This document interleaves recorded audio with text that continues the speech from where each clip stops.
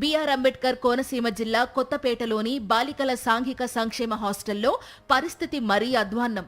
ఇందులో 50 మంది విద్యార్థినులు ఉంటున్నారు. అయితే భోజనం మాత్రం 30 మందికి సరిపడా మాత్రమే వండుతున్నారు. మొత్తం 50 మందికి కలిపి 1 కిలో కూరగాయతో సరిపెట్టేస్తున్నారు. ఈ హాస్టల్లో వసతులను పరిశీలించడానికి ఫుడ్ కమిషన్ సభ్యుడు జక్కంపూడి కిరణ్ వచ్చారు.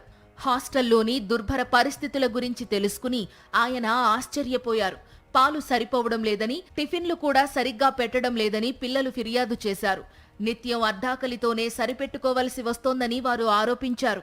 అంతేకాదు, ఈ హాస్టల్లో 200 కిలోలకు పైనే బియ్యం కూడా మాయమైనట్లు తనిఖీల్లో తేలింది.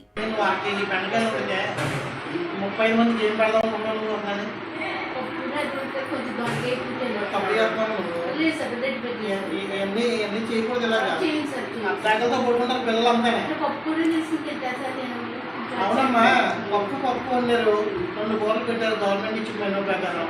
అలా అర్ధాకలతో పిల్లలు పడుకోబెడతావా ఏంటి? మరి అసలు చేసిందేమో గ్యాస్ లేదని చెప్తున్నాం. 6:30 కల్లా పిల్లలకు భోజనం పెట్టాలి. మొదటి తప్పు 6:30 కల్లా పిల్లలకు భోజనం పెట్టాలి. అవునా కాదా?